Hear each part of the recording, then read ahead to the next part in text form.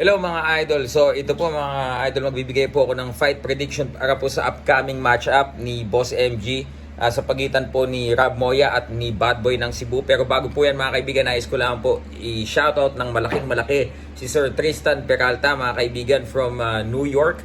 New York represent TTFY. Ito po ang kanyang YouTube channel. Subscribe nyo po si Sir Tristan Peralta. Yan, solid po yan. Now mga kaibigan, so ito na nga po sabi ni Sir MG, next fight ay maglalaban po sa next promotion ng Battle of YouTubers si Rob Moya at si Sir Bad Boy ng Cebu na nanalo nga po against kay Coach Captain Barbell na si Coach Alex Tolentino. Pinanood ko po yung sparring ni Rob Moya at ni Mamot, yung kasama ni Kiko Matos, ano. So napanood ko din kung paano syempre lumaban si Bad Boy ng Cebu against Coach Alex Tolentino. And I should say fairly na lamang po si Bad Boy ng Cebu in terms of skill. Yun pong training ni Bad Boy ng Cebu kila Albert Pagara at yung doon po sa gym nila Coach Edito Ala Villamor ay nakatulong po sa kanya. Maganda na po ang basic ni Bad Boy ng Cebu. Kumbaga decente na po ang kanyang skills compared dito kay Rob Moya na nakita ko sa sparring nila ni Sugar Mammoth ay medyo alanganin pa po at nangangailangan pa ng marubdob na training at talagang masigasig na paghahanda sapagkat nung kanilang sparring ay tumatalikod itong si Rob Moya.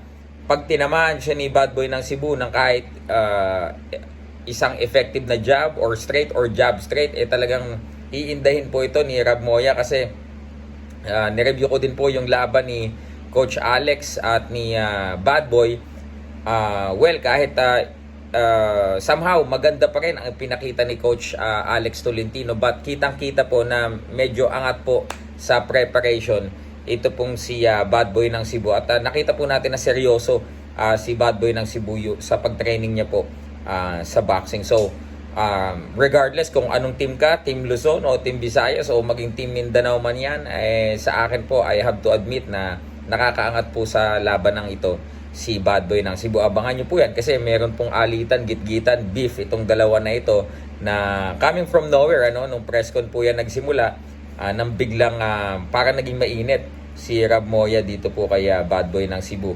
At abangan po natin yan, isa sa mga pinakaabangang laban next sa Battle of YouTubers. And sabi nga po nila Boss MG, abangan nyo po dahil yung susunod na lineup sa upcoming Battle of YouTubers ay magiging mainit po na laban. Siguro yung magnitude po na magiging laban na ito parang parang professional na mga kaibigan. Abangan nyo po kung sino po ang mga magtatapat-tapat sa Battle of YouTubers next season. So comment down below, agree ba kayo kaya na si Bad Boy ang Cebu ang lamang, o yung mga fans ni Sir Rob Moya baka naman nagpapakagat lang siya sa sparring nila ni Mammoth, baka talaga merong tira itong si Rob Moya. So yun lamang mga idol, peace.